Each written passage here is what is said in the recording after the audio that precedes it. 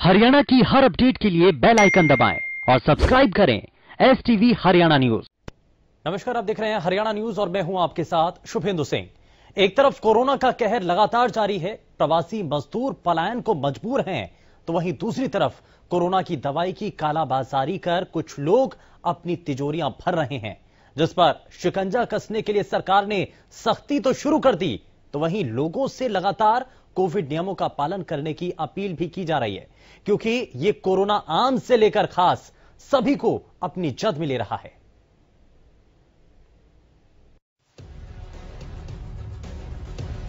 शहर दर शहर, गांव दर गांव कोरोना का आतंक बरकरार है। आंकड़े ऊपर नीचे जरूर होते हैं, लेकिन कोरोना ने चिंता लगातार बढ़ाई हुई है। कोरोना के फैलते आतंक के बीच कुछ राहत देती एक खबर सामने आई। दरअसल जो बीते 24 घंटे के मामले सामने आए, वो पिछले आंकड़ों के मुकाबले काफी कम रहे। देश में बीते 24 घंटे में 2,59,170 नए कोरोना केस सामने आए। एक दिन में 1,761 मरीजों ने जान गंवाई। 24 घंटे में 1,54,761 मरीज कोरोना से ठीक हुए।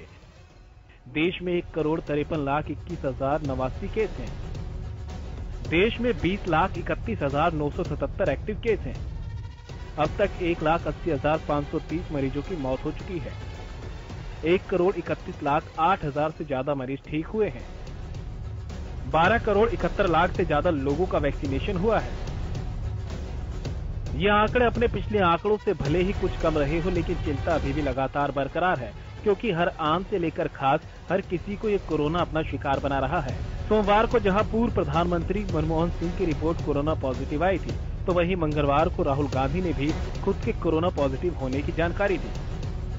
कोरोना की रफ्तार इस कदर बेलगाम हो चुकी है कि इसने अब नए मुख्य चुनाव आयुक्त सुशील चंद्रा को भी अपनी चपेट में ले लिया।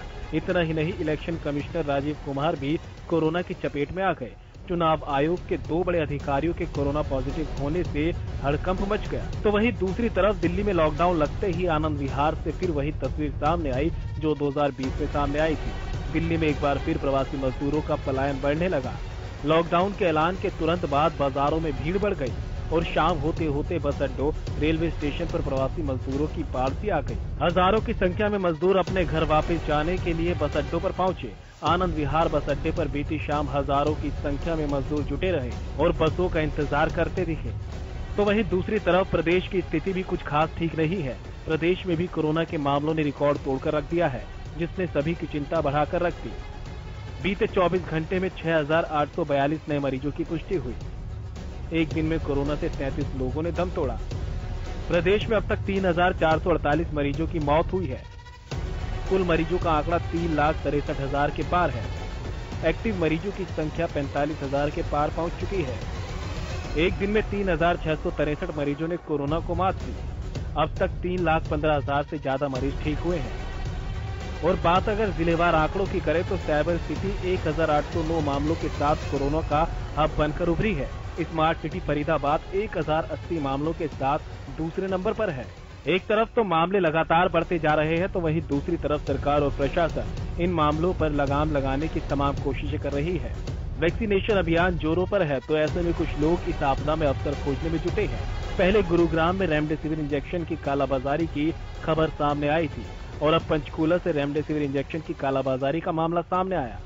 क्राइम ब्रांच की टीम ने रेमडेसिविर की कालाबाजारी करते एक फार्मासिस्ट को गिरफ्तार किया, जो इंजेक्शन के 13,000 रुपए ले रहा था। सूचना के आधार पर ज्वाइंट टीम ने इसमें डिकॉय कस्टमर के माध्यम से रेड की। तो इसमें एक शिव कुमार व्यक्ति है जो वासी है जिला झज्जर का, उसको गिरफ्तार किया गया और उससे हमने कुल 18 इंजेक्शन रेमडेसिविर के जो हैं वो बरामद किए हैं। बाकी उसकी स्टेटमेंट भी रिकॉर्ड की गई, जिसमें उसने अन्य नामों का भी खुलासा किया। तो इसमें जो वो इंजेक्शन हैं उनको हमने कब्जा पुलिस में लेके आगे इन्वेस्टिगेशन शुरू कर दी है। रेमडेसिविर इंजेक्शन की कालाबाजारी के मामले सामने आने के बाद सरकार सख्त हो गई। गृह मंत्री अनिल विज ने कहा कि अगर इस आपदा के समय भी कोई कालाबाजारी या मुनाफाखोरी करता है तो उसे सलाखों के पीछे डाला जाएगा। मैंने SDC को कह दिया कि सभी जगह पर रेड मारे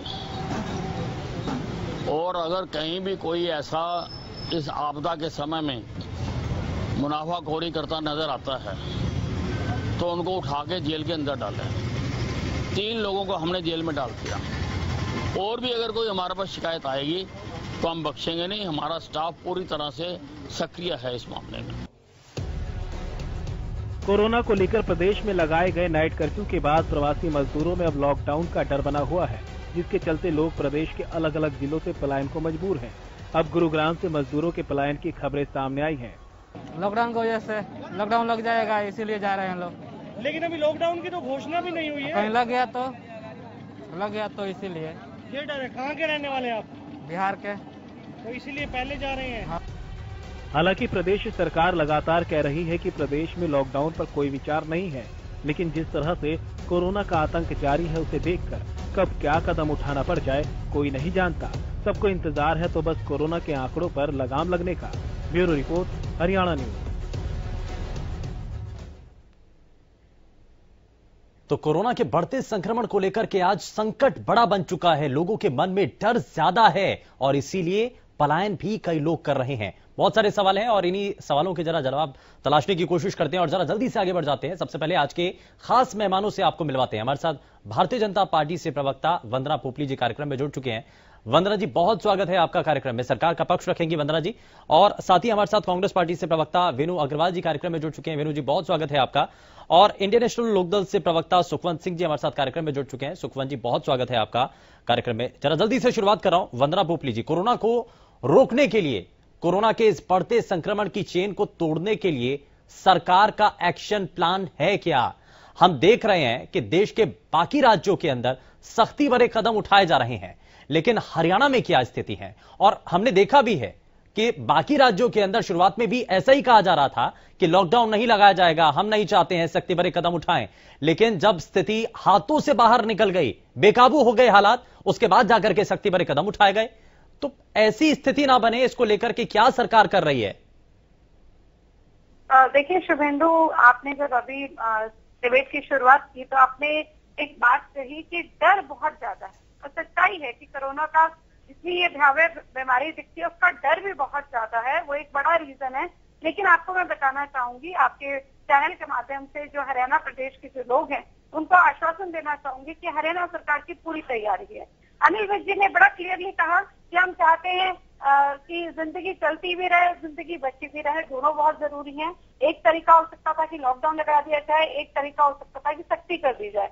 तो हम सख्ती पर पूरी तरह से कोशिश करेंगे। चाहे हमसे कुछ लोग नाराज हो जाते हैं तो भी कोई प्रॉब्लम नहीं है, लेकिन हम पूरी सख्ती करेंगे ताकि जो कोरोना की बीमारी वो स्प्रेड नहीं हो। वंदना जी, आपने कहा सख्ती करने की बात, तो सख्ती तो आपने जब शुरुआत की थी बढ़ते संक्रमण को लेकर अपने स्कूलों को बंद करने का फैसला लिया। 1 से 8वीं तक की जो स्कूल है उनको बंद करने का आपने कहा था, लेकिन प्राइवेट स्कूल एसोसिएशन खुलकर सामने आई और उन्होंने नियमों की अवहेलना की। खुल करके सभी के सामने है कि प्राइवेट स्कूल खुले नजर आए, तो नियमों का पालन कितना हो रहा है ये तो सभी के सामने है। और आज भी अगर सार्वजनिक जगहों पर जाएं, अब तो खैर नाइट कर्फ्यू के अलावा अगर आप बाजारों के अंदर स्थिति देखें तो कमोवेश ऐसे ही हालात है। तो सख्ती करने का जो आप ये सोच रहे हैं कि सख्ती के जरिए आप कोशिश कर पाएंगे और उसमें सफल आप हो पाएंगे, तो वो तो फिलहाल उसमें कामयाबी तो नहीं मिलती नजर आ रही है। मैं जवाब दूंगी शुभेंदु। सबसे पहले जहाँ तक आप स्कूलों का मुद्दा उठा रहे हैं, बिल्कुल सही बात है कि बच्चों का हमें ध्यान देना है। तो साथ में जो प्राइवेट स्कूल एसोसिएशन हैं उनके भी अपने मुद्दे थे, उनको भी सामने लेकर चलना था। लेकिन आप ये देखेंगे कि सभी जो प्राइवेट स्कूल के एसोसिएशन के जितने भी लोग हैं अल्टीमेटली इस चीज को माने, हो सकता है 1-2 दिन हमारे को लग गए उनको मनाने के लिए, लेकिन वो सब इस चीज को मान गए कि इस तरह स्कूल को बंद करने की आवश्यकता बहुत जरूरी है, क्योंकि बच्चों में भी संक्रमण फैल रहा है। आप देखेंगे कि प्राइवेट स्कूल अभी बंद है, बच्चे सिर्फ 1 to 8 नहीं 9 to 12 तक भी स्कूल बंद कर दिए गए, बड़े आराम से बंद हुए। सब इस चीज को समझ रहे हैं। स्कूल्स में भी जो कोरोना संक्रमण, अगर मैं टीचर्स की बात करूं और स्कूल संचालकों का भी मैं बात करूं, वो भी हमें न्यूज नहीं दे रही कि वो भी संक्रमित हो रहे हैं। जहां पर आप दूसरी बात यहाँ पर कर रहे हैं कि सख्ती की, तो आपको बताना चाहूंगी कि जो मार्केट्स हैं उसमें जो भीड़ को नियंत्रित करने की कोशिश की जा रही है, नाइट कर्फ्यू लगा दिया गया है, मास्क पर सख्ती बरती जा रही है। तो यही एक तरीका है, उसमें मुझे लगता है कि हमें सहयोग चाहिए, जनता से भी सहयोग चाहिए, आप लोगों से भी सहयोग चाहिए कि हम सिर्फ क्रिकेट स्कोर की तरह जो कोरोना के जो नंबर है वही नहीं देखे, साथ के साथ हम उन लोगों का भी जिक्र करें जो लड़ाई से जीत कर आए हैं। उन्होंने क्या क्या चीजें अडॉप्ट की। आप बहुत अच्छे से उस चीज में जागरूकता फैला रहे हैं, लेकिन हमें उन लोगों का भी इंटरव्यू करना चाहिए जो इस लड़ाई से जीत कर आए। आप देखेंगे कि 45,000 के करीब केसेस हैं, लेकिन 32,000 जो केसेस एक्टिव केसेस हैं वो घर में आइसोलेट किए गए हैं। बहुत कम नंबर है, 33% जो बेड्स हैं वो ऑक्यूपाइड है। वंदना जी, मैं तो उन आंकड़ों की भी बात कर रहा हूं जहां वैक्सीनेशन के इस अभियान को बहुत बड़े पैमाने पर चला गया, टीका उत्सव भी किया गया, लेकिन एक आंकड़ा आरटीआई के जरिए सामने आया है कि 44 लाख से ज्यादा डोज बर्बाद हुई हैं। ये देश भर के अंदर का आंकड़ा है और इसमें हरियाणा के अंदर भी ऐसे ही जो वैक्सीन की डोज हैं वो बर्बाद हुई हैं। तो बर्बादी तो एक आलम है, ये बन ये बर्बादी जो है ये भी तो नुकसान है ना। शुभेंदु, बिल्कुल सही बात है आपकी कि इस समय हमें जरूरत है कि वैक्सीनेशन की एक एक डोज जो है उसको हम संभाल करके, और इतने लंबे स्तर पर इसका जो बर्बाद होना, मैंने सुना कि राजस्थान में कुछ डोज चोरी भी हुई, कहीं पर बर्बाद भी हो रही है, तो वो सब नहीं होने चाहिए। हम पूरी तरह से उस पर ध्यान रखे हुए हैं, हमारी पूरी नजर है।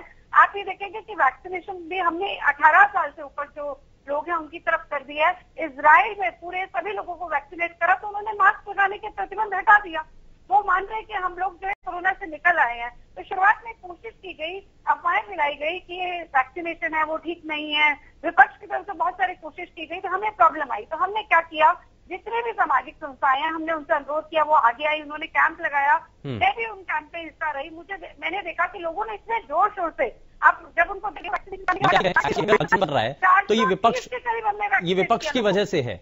मैं जरा ठीक है वंदना जी, आपने जवाब दिया। मैं जरा वेणु जी, ये जो कहा जा रहा है और शुरुआत में तो कहा भी गया था, ये कहा गया था कि हमें इस वैक्सीन के ऊपर भरोसा नहीं है, तो भरोसा अब कायम हो रहा है क्या?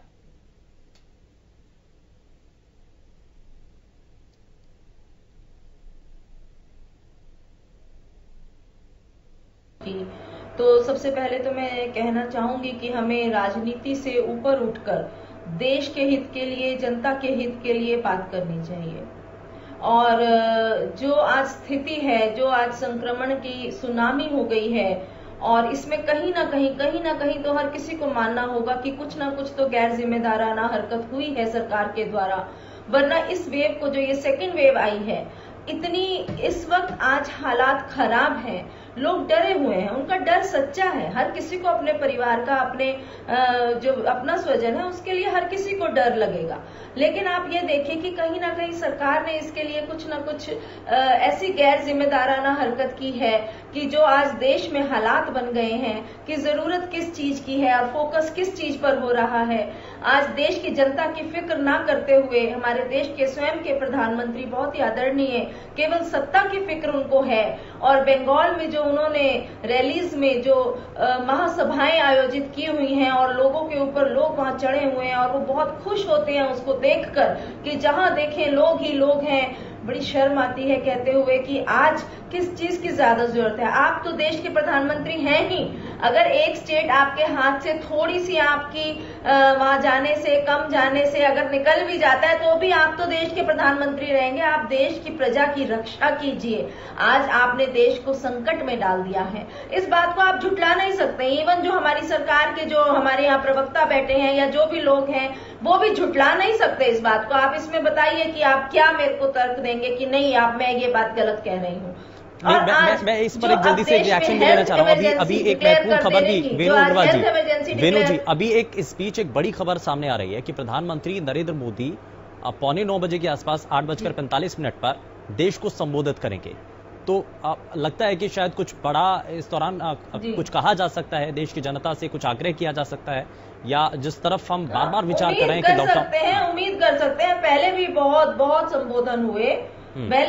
संबोधन हुए, बहुत जगह पल्ला झाड़ कर चले जाते हैं कि आप लोग अपना ख्याल स्वयं रखिए। शुरू में नई बीमारी थी, थाली बजवा दी, मोमबत्तियां जलवा दी, लोगों ने सब कुछ किया। 21 दिन में महाभारत का युद्ध समाप्त होता है, ऐसा भी स्टोरीज बनाकर इवेंट मैनेजर तो हैं ही बहुत अच्छे, बहुत कुछ किया। उसके बाद संबोधन में आते थे, कहते थे कि अपना ख्याल रखिए, 2 गज दूरी, मास्क है जरूरी, लेकिन वो मास्क नहीं है जरूरी जब वो बंगाल की रैलीज में वहां संबोधित करते हैं रैलीज को। तो ये जो दोहरा चरित्र है, इसके ऊपर एक्शन लीजिए। आपका देश है, आपकी प्रजा है, प्रजा ने आपको चुना है, आपको अपना माई बाप बनाया है, ठीक है, आपकी जिम्मेदारी बनती है वंदना जी। मैं जरा जल्दी से इस पर एक रिएक्शन लेता हूँ। सुखा जी, मैं आता हूँ वापस आपके पास, मैं आपसे जवाब दूंगा। लेकिन वंदना जी, 8:45 पर देश को संबोधित किया जाएगा प्रधानमंत्री नरेंद्र मोदी के द्वारा। तो लग रहा है कुछ संभावनाएं ऐसी हैं, हालात ऐसे बन चुके हैं कि कुछ कड़े कदम उठाए जाएं, शायद इसीलिए संबोधन हो।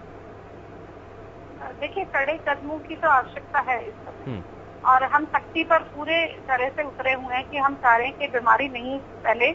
मैंने एक सेंटेंस बोला था शुरुआत में कि जिंदगी चलती भी रहे और जिंदगी बची भी रहे, दोनों चीजों को देखना है। मैं याद करती हूँ कि पिछली बार हमें इस बीमारी के एक्सटेंट के बारे में ज्यादा नहीं पता था, हमने लॉकडाउन लगाया, उससे उभरने में हमारे को तकरीबन 6 महीने लग गए। तो अभी हमारा कहीं से कोई इरादा नहीं है लॉकडाउन लगाने का, लेकिन हम ये कोशिश कर रहे हैं कि जितने कड़े कदम उठाए जा सकते हैं वो उठाएं। यहाँ पर वेणु जी अभी बात करी थी, उन्होंने जब बात शुरू करी तो मुझे बड़ा अच्छा लगा। उन्होंने कहा कि राजनीति से उठकर बात होनी चाहिए, लेकिन उन्होंने प्योर राजनीति, सिर्फ और सिर्फ राजनीति की बात की।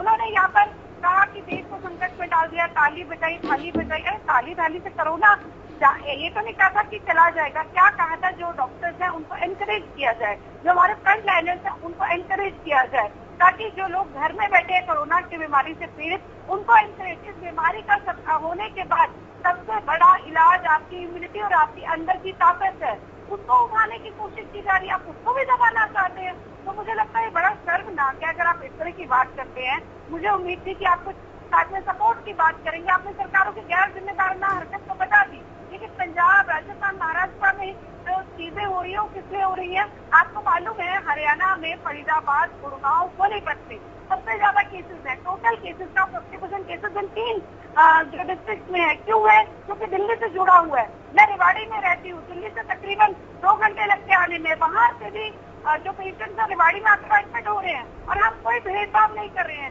क्या दिल्ली के क्या हरियाणा के हैं, हम सबके लिए ट्रीटमेंट कर रहे हैं। नहीं, इसीलिए तो कहा जा रहा है ना वंदना जी कि हरियाणा के जो लोग हैं कम से कम उनके लिए तो सुविधाएं उपलब्ध रह सके ना, उनके लिए तो बेड्स अवेलेबल रहे। खैर, मैं वापस लौटता हूं, लेकिन इस बीच एक बड़ी खबर जो सामने आ रही है, प्रधानमंत्री नरेंद्र मोदी रात 8:45 पर देश को संबोधित करेंगे, और पीएम मोदी ने ट्वीट कर इस बारे में जानकारी दी है।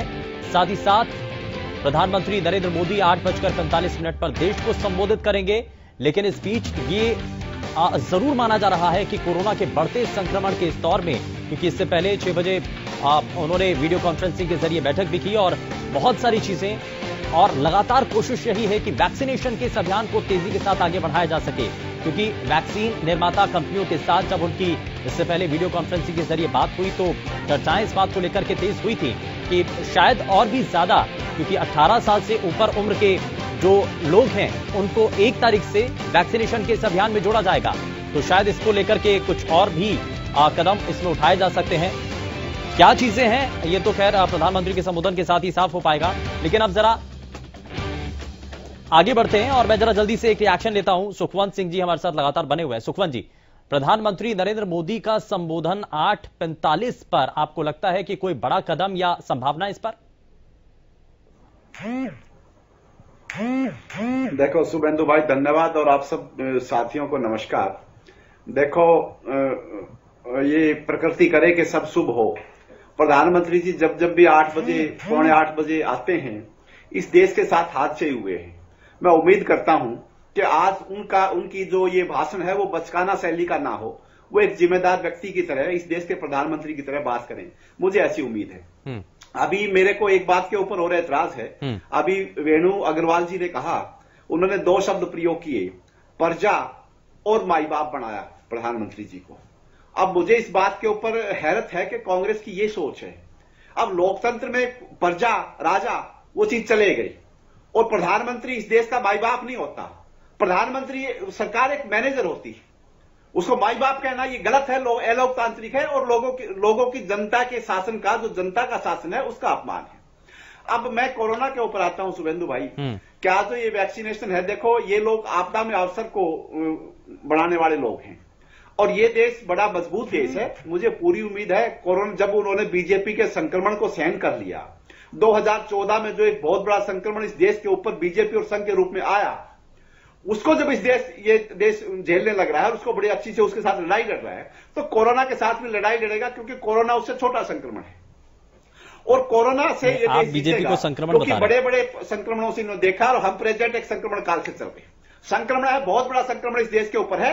और 2014 में देश ने इतनी बड़ी गलती कर दी कि सदियां उस बात को भुगतेंगी। अच्छा, एक चीज आप भी गवाह रहेंगे, मैं भी गवाह रहूंगा, अभी मौजूदा वक्त में सरकार ये कह रही है कि अभी स्थिति हरियाणा की ठीक है, सामान्य है, ऐसे हालात नहीं है कि हम सख्ती ज्यादा बरतें। आपको क्या नजर आता है, क्योंकि हरियाणा से लगते हुए राज्य बहुत हद तक सख्ती कर चुके हैं। शुभेंदु जी, अगर हरियाणा की स्थिति ठीक है तो इसमें सरकार का क्या रोल है? इसमें हरियाणा के लोगों की इम्यूनिटी है, हरियाणा के लोगों का प्रकृति के साथ जुड़ाव इस बात के लिए वो है, क्योंकि उनकी अपनी इम्यूनिटी में सरकार ने क्या कर दिया? सरकार ने कौन सा मेजरमेंट ले लिया जिसकी वजह से वो ये कह रहे हैं कि उसके ऊपर ताड़ियां पीट रहे हैं कि हरियाणा की स्थिति ठीक है? सरकार का एक भी मेजरमेंट यहां पर वंदना पोपली जी बताएं। लोग मजबूत हैं, प्राकृतिक रूप से रहते हैं, अच्छा खाना पीना है, उनकी इम्यूनिटी है, इसलिए है। अब ये लोग तो आपदा में अवसर को बढ़ाने वाले हैं। काला बाजारी आप देखो किस प्रकार से इंजेक्शन की चल रही है, और ये लोग काला बाजारियों की सरकार है। ये इसमें सारे व्यापारियों की सरकार है। इसी प्रकार के आपदा में अवसर बढ़ाने वाले हैं। माननीय प्रधानमंत्री जी खुद कहते हैं कि आपदा को अवसर में बदलो आप, और व्यापार में बदलो उसको। ठीक है, तो मेरे को शुभेंदु भाई, वंदना जी बता दें, आप बता दें कि हरियाणा की स्थिति अगर ठीक है तो उसमें सरकार का क्या रोल है? हाँ, ठीक है, जरा जवाब दे दीजिए वंदना जी, इस पर जवाब दीजिए। नहीं, सबसे पहले तो इन्होंने बीजेपी को संक्रमण बताया, तो शायद मेरे ख्याल से इसको नॉलेज नहीं है कि संक्रमण का मतलब वो होता है कि जो छूने से बढ़े। इन्होंने बीमारी नहीं बताया, इन्होंने संक्रमण बताया। संक्रमित बीमारी INLD थी जिससे हरियाणा में बीमारी है वंदना जी, बीजेपी और संघ इस देश के लिए बीमारी है, संक्रमण है। हाथ लगाने से फैलती है और फैलेगी, बहुत ज्यादा फैलेगी और पूरे देश में फैलेगी। संक्रमण बताया आपने, बीमारी नहीं बताया। संक्रमण जो हाथ लगाने से फैलती है, एक से दूसरे व्यक्ति में फैलती है, उसकी बात आप कर रहे हैं। बीमारी आप थे जिसका छुटकारा हमने पा लिया। दूषित सोच के दूषित लोग हैं बीजेपी में। आपने प्रधानमंत्री जी ने भी कमेंट किया, मैं बीच में नहीं बोली।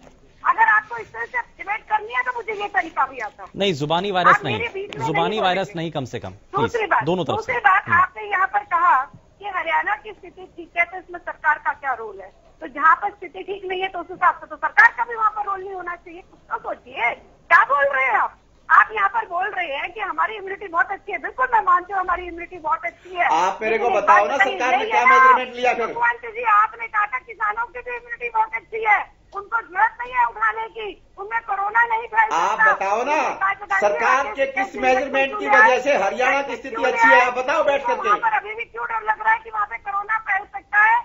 अरे मुझे एक भी क्या कदम सरकार ने लिया जिसकी वजह से हरियाणा की स्थिति अच्छी है? अरे बीमारी के समय, आपदा के समय में आप तलाश रहे हैं। आपको दिखा अवसर अपनी राजनीति चमकाने का, आपको लगा किसान आंदोलन चला है तो आपने जाके जल्दी से रिजाइन कर दिया। अब आपको कोरोना दिख रहा है तो आप बोल रहे हैं हरियाणा की तो इम्यूनिटी बहुत अच्छी है, इसमें सरकार का क्या रोल है? अरे सरकार ने सारे प्रबंध किए हुए हैं, कहीं से कोई तो नहीं आने देंगे, इसलिए सब चलिए ठीक है, आपको मालूम है। आप बताओ, वो भी दिल्ली से जुड़ी हुई। आप न्यूज चलाते हैं दिल्ली की, नाम आप बताओ ना सरकार का क्या रोल है? आपको सोचना चाहिए। जो आप सोशल मीडिया पर चलाते हैं, जो विपक्षी पार्टी है, उनको देखना चाहिए इस चीज को। ठीक है, मैं थोड़ा सा आगे बढ़ता हूं। इस बीच हमारे साथ एक और खास मेहमान कार्यक्रम में जुड़ चुके हैं, डॉक्टर पंकज वत्स, हेल्थ एक्सपर्ट हमारे साथ कार्यक्रम में जुड़ चुके हैं। पंकज जी, बहुत स्वागत है। मैं जरा जल्दी से एक रिएक्शन आपसे ले रहा हूं। पंकज जी, कोरोना को रोकने के लिए सरकार के जो एक्शन प्लान है, खास करके हरियाणा सरकार की हम बात कर रहे हैं, हम देख रहे हैं कि देश के अलग अलग राज्यों के अंदर कहीं पर वीकेंड कर्फ्यू लगाया जा रहा है, कहीं लॉकडाउन लगा दिया गया है, और खास करके हरियाणा के अंदर भी कुछ पर्टिकुलर जिले, गुरुग्राम, सोनीपत, फरीदाबाद, ये वो ऐसे इलाके हैं, ये ऐसे जिले हैं जहां पर संक्रमण आवाजाही दिल्ली से ज्यादा होती है। इसीलिए पूरे हरियाणा प्रदेश के अंदर अगर देखा जाए तो इन 3 जिलों के अंदर सबसे ज्यादा संक्रमण हो रहा है। तो अब ऐसे में एहतियाती तौर पर क्या अभी एहतियात वाले कदम उठा करके हम आगे आने वाले समय का जो बड़ा संकट है उसको टाल सकते हैं किसी भी रूप में? देखिए, सबसे बड़ी बात यह है कि आपने NCR के डिस्ट्रिक्टों के बारे में बात की, तो जब दिल्ली में कर्फ्यू लग गया है तो इसका इनडायरेक्टली NCR पर भी कर्फ्यू का प्रभाव आ गया है, क्योंकि जो लोग यहां से वहां जाते थे और वहां से यहां नहीं आते थे, तो स्वतः ही ये कंट्रोल होगा कि जो दिल्ली जा ही नहीं पाएंगे तो उनको यहाँ रुकना ही पड़ेगा अपने घरों में और बाकी सब जगह पर, और इसी प्रकार से दिल्ली से जो आने वाले थे वो यहाँ नहीं आ पाएंगे। तो जाने अनजाने में इसका फायदा जो है, दिल्ली का जो कर्फ्यू है उसका इन 3 दिनों को होने वाला है।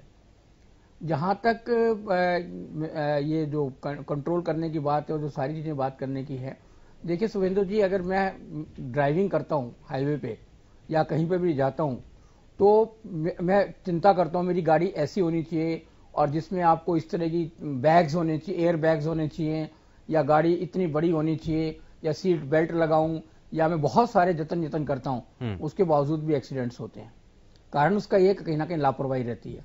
चाहे आपकी लापरवाही रही या सामने कोई एक अचानक सड़क से पार कर गया, उसका हो गया, अगली गाड़ी ने ब्रेक लगाया तो हो गया।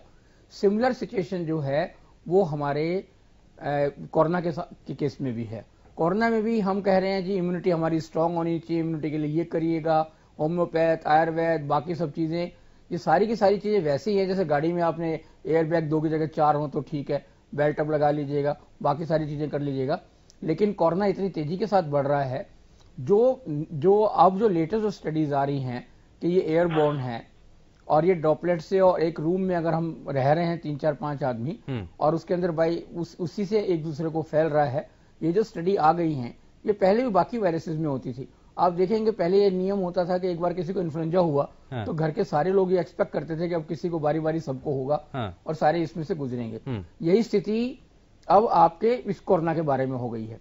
इसलिए ये कहना कि सरकारों के कारण कहीं पे कम है और कहीं पे फालतू है, इसमें सरकारों के किसी प्रबंधन से कुछ नहीं हो रहा है। बेसिकली जो भी कुछ हो रहा है वो वहां की स्थिति के साथ हो रहा है। लेकिन जैसे मैं आपके साथ कमरे में, मैं इस समय आपके साथ कमरे में बैठा हुआ हूं, ठीक है। अब जैसे मैंने मास्क उतार दिया क्योंकि ऑडियंस के साथ बातचीत करनी है, लेकिन अब जब मैं बोल रहा हूं तो मेरे मुंह से ड्रॉपलेट्स भी निकल रहे होंगे, जो सांस ले रहा हूं और जा भी रहा होगा, आ भी रहा होगा। अगर इस माहौल में अगर पहले से कोई वायरस संक्रमित व्यक्ति यहां पर आया होगा इस क्लोज वातावरण में, तो ज्यादा चांसेस है कि मुझको भी वो प्रभावित करेगा। तो अब आप देखेंगे कि आप अधिकतर हमारे जो सिटीज हैं, गुड़गांव, फरीदाबाद और आपकी वहां पे, उसमें आप देखेंगे कि स्लम एरियाज बहुत हैं। जो लोग रहते हैं, मजदूर हैं, बाकी है सब एक एक कमरे में 3-3, 4-4, 5-5 बहुत क्लोज कांटेक्ट में रहते हैं। अगर आप बस में देखेंगे तो बस 50 की बस के अंदर 60-70 सवारियां जा रही होती हैं। तो इस तरीके से ये जो नियम कानून जो हमारे जीवन की पद्धति है वो एक बहुत बड़ा कारण है इस कोरोना विस्फोट का। दूसरा मुख्य कारण जो है जिसको हम इग्नोर नहीं कर सकते कि जो हमने वैक्सीनेशन की है, उस वैक्सीनेशन में हमने एल्डरली पीपल को पहले लिया, अब वो घर के अंदर रहेंगे। अब बहुत सारे लोग कोरोना से संक्रमित होते हैं, वैक्सीन लगने के बाद उन पर प्रभाव आता है, वो दूसरों को इन्फेक्ट कर सकते हैं, इसके कैरियर भी हो सकते हैं। तो ऐसे बच्चे जब उनके आसपास घूमेंगे। अच्छा, एक बड़ा कदम अभी ये भी उठाया है कि 18+ जो यूथ है या जितने भी लोग हैं उनको वैक्सीनेट किया जाएगा। तो ये इस कदम को आप, क्योंकि आईएमए बार बार ये डिमांड कर रहा था कि एज बैरियर को खत्म कीजिए, 65-45, अब इन चीजों को आप छोड़ दीजिए, सभी को वैक्सीन आप दीजिए ताकि जो संक्रमण है उसको कुछ हद तक रोका जा सके। ये कदम कैसा है? देखिए, अगर आप अपने चैनल्स को रिवाइंड करके देखेंगे तो आपके चैनल के माध्यम से ही मैंने मुहिम सबसे पहले शुरू की। बिल्कुल। मैंने कहा था कि देखिए, पहले मैं एक व्यक्ति जो है, युवा व्यक्ति, पहले अपने दादा को लेके जाएगा, दादी को लेके जाएगा, अगर उसके बाद अपने बाप को लेके जाएगा, अगर उम्र में 4-5 का डिफरेंस है, फिर माँ 45, अब उसकी उम्र में माँ को लेके जाएगा, उसका नंबर कब आएगा मालूम नहीं। और हर एक व्यक्ति जब भी वैक्सीन लगाएगा तो उसके घर में सभी लोग संक्रमित हो सकते हैं, इसका भी चांसेस रहते हैं। तो बेटर ये था कि एक ही गो में सभी लोग जो है उनको सबको वैक्सीनेशन लगे। इसके आपके चैनल के माध्यम से किया था कि ये स्वागत योग्य स्टेप है। लेकिन खतरा इसमें यह है कि ये स्टेप ले लिया प्रेशर में आके, और जो स्थिति जिस तरह की है, पर इसके लिए जो वैक्सीन उपलब्ध होगी नहीं, हो पाएगी कि नहीं हो पाएगी, इसका युद्ध होने वाला है। दूसरा, केंद्र और उसमें सरकारों में, स्टेट की सरकारों में भी इस पे कष्ट होने वाला है। क्योंकि कभी से एक वीडियो कॉन्फ्रेंसिंग के जरिए प्रधानमंत्री ने 6 बजे एक बैठक की है और अब 8:45 पर एक बार फिर से उनका संबोधन होगा। तो संभावना है इस बात को लेकर के कि वैक्सीन की उपलब्धता को लेकर के कम से कम जो लोगों के मन में सवाल हैं, या विपक्षी खेमा जो बार बार सवाल उठा रहा है, उस पर कुछ इस दौरान जवाब दिया जा सकता है, इस पर कोई बात की जा सकती है? देखिए, बिल्कुल ठीक बात है, लेकिन इसमें ये सबसे बड़ी बात हिंदुस्तान में ये है कि अपनी जिम्मेवारी हम दूसरों पे लाद देते हैं। आम व्यक्ति सावधानी ना रख के सरकार पे डाल रहा है।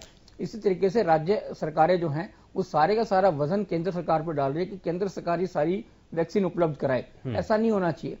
सरकारों को भी, मतलब केंद्र सरकार अगर 45 साल से उम्र के सभी उम्र के लोगों को अगर वैक्सीन उपलब्ध करा रही है तो 18 से 45 साल तक की जिम्मेवारी जो है वो सरकार, स्टेट सरकारों को लेनी चाहिए। ताकि वो उस व्यवस्था चरमराए नहीं। ठीक है, मैं जरा जल्दी से, वंदना जी एक रिएक्शन जल्दी से।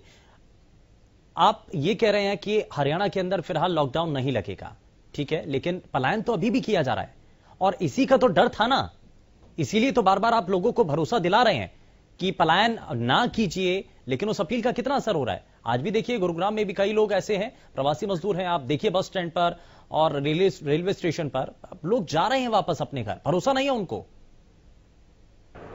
शुभेंदु, मुझे लगता है कि अफवाहों के दौर में भरोसे वाली बात कहीं ना कहीं पीछे रह जाती है। आप देखेंगे कि मुख्यमंत्री जी भी आज 5 बजे आए, उन्होंने आश्वासन दिया कि लॉकडाउन नहीं लगेगा। अनिल विज जी भी लगातार कह रहे हैं, हम सभी प्रवक्ता लोग भी कह रहे हैं। मैं आपके चैनल पर एक न्यूज देख रही थी, शायद 6 बजे के करीब एक न्यूज चल रही थी, उसमें आपके जो पत्रकार हैं वो कुछ लोगों से पूछ रहे थे कि आप जा क्यों रहे हो, तो क्या आपको भरोसा नहीं है सरकार पर? तो उसने जो जवाब दिया, मुझे लगता है कि उसी में आपका भी जवाब आ जाएगा। उसने क्या कहा कि सरकार तो कह रही है पर हमारे पास कोई अभी अधिकारी नहीं बोल कर गया कि आपको भेज जाओ। अब मुझे लगता है कि पर्सनल इन्विटेशन का भी इंतजार कर रहे हो तो वो तो बहुत गलत बात है। कि सरकार तो कह रही है, अगर सरकार की मंशा साफ है तो अधिकारियों को तो कम से कम निर्देशित किया जाए ना। अगर कहीं भी बस स्टैंड पर अगर कहीं भी पलायन हो रहा है, वंदना जी, तो ये भी सरकार की जिम्मेदारी है। सरकार बार बार जब ये कह रही है तो अधिकारियों को भी निर्देशित करे ना कि ग्राउंड जीरो पर जाकर के उनको समझाएं। देखिए, आपकी बात बिल्कुल सही है कि ग्राउंड जीरो पे जाके समझाने वाली बात जरूर है, लेकिन मुझे लगता है अभी हरियाणा में जो पलायन है वो बहुत कुछ एक छोटे लेवल पर हो रहा है, लेकिन हम लगातार बार बार उनको एक मैसेज पहुंचा रहे हैं कि उनको कह रहे हैं कि वो नहीं जाएं।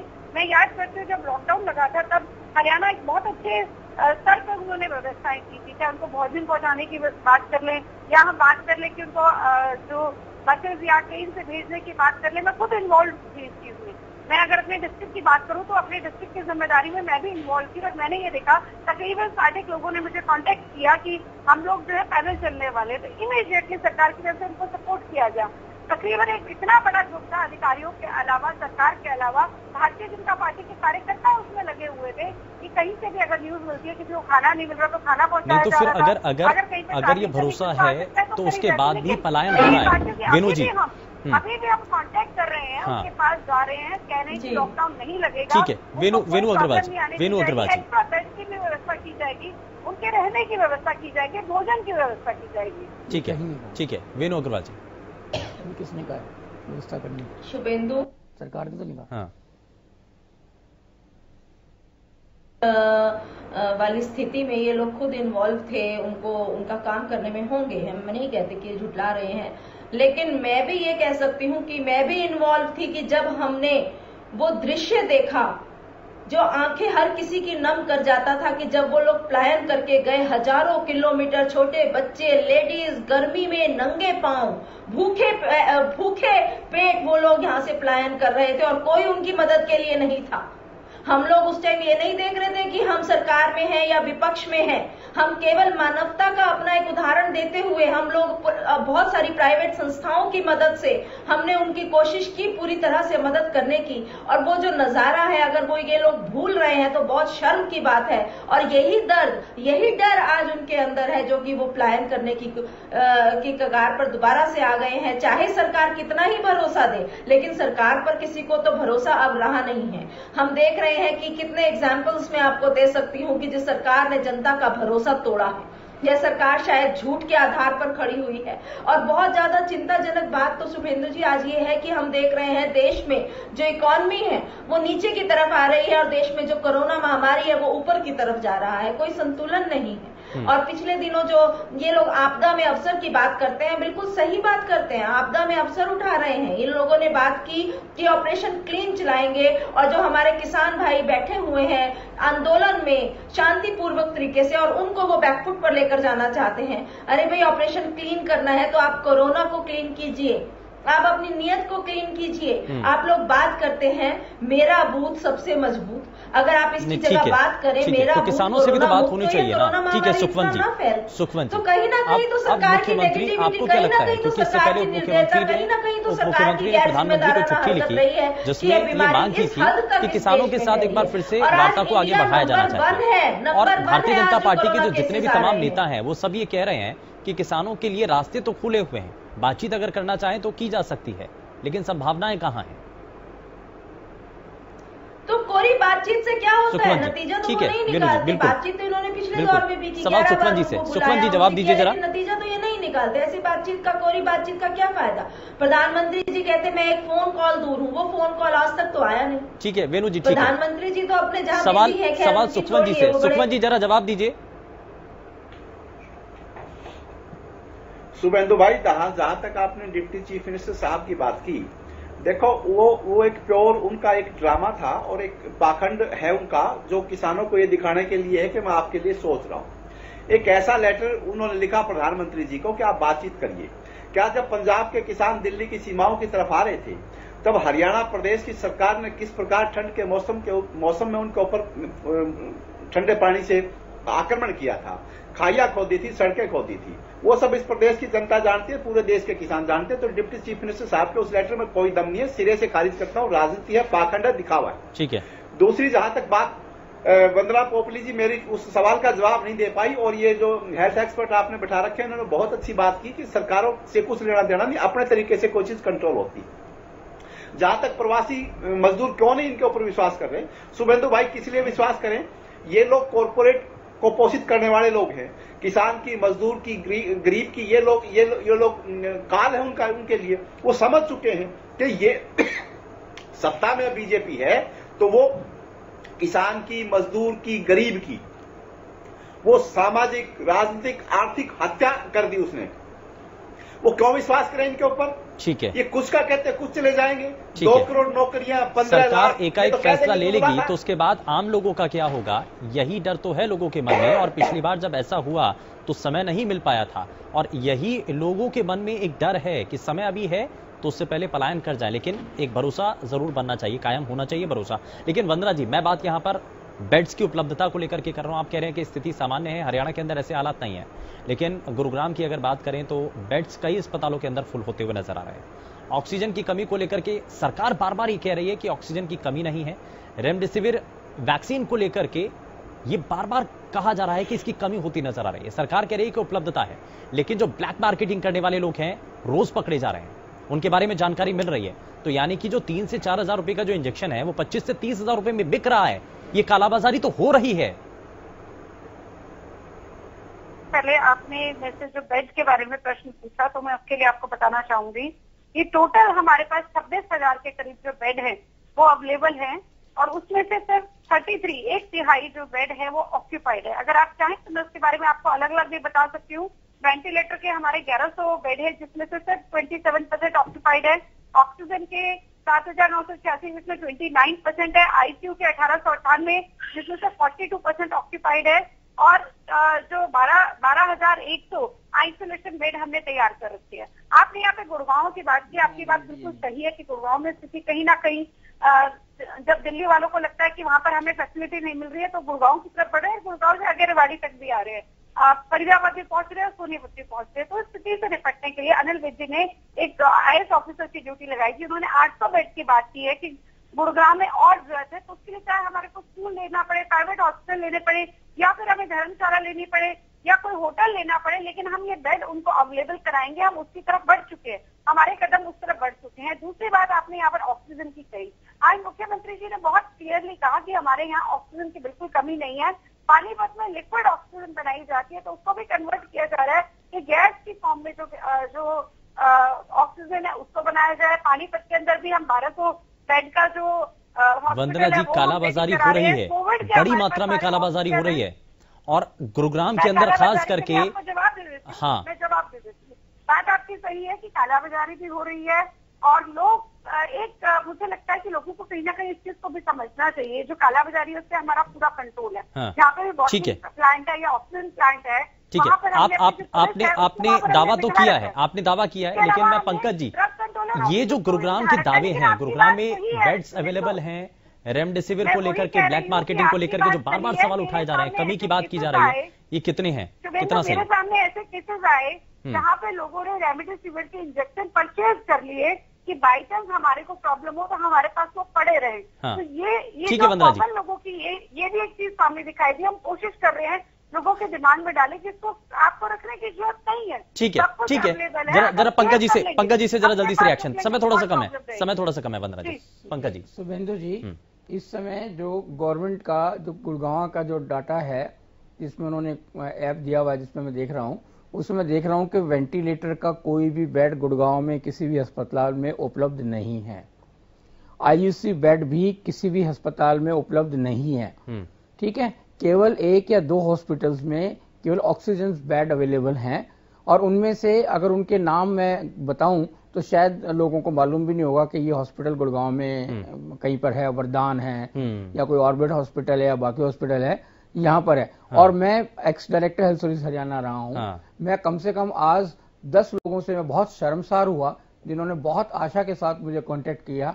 कुछ ने इंजेक्शंस के लिए कांटेक्ट किया, कुछ ने वेंटिलेटर बेड्स के लिए कांटेक्ट किया, लेकिन मैं सारे एफर्ट्स करने के बाद भी किसी भी एक व्यक्ति को 10 में से एक भी व्यक्ति यही सच्चाई है और यही सच्चाई है। बहुत शुक्रिया, माफी के साथ सभी को रुकना चाहूंगा। बहुत शुक्रिया सभी का कार्यक्रम में जुड़ने के लिए। लेकिन आज के समय में संकट बड़ा है और बेड्स को लेकर के उपलब्धता की सरकार बेशक दावे कर रही है, लेकिन कम से कम जो गुरुग्राम है, फरीदाबाद है, इन जगहों पर कुछ ज्यादा स्थिति खतरनाक होती चली जा रही है और कालाबाजारी दवाइयों को लेकर के बढ़ती नजर आ रही है। सरकार को इस पर जरूर प्रभावी कदम उठाने होंगे। फिलहाल के लिए बस उतना ही। नमस्कार।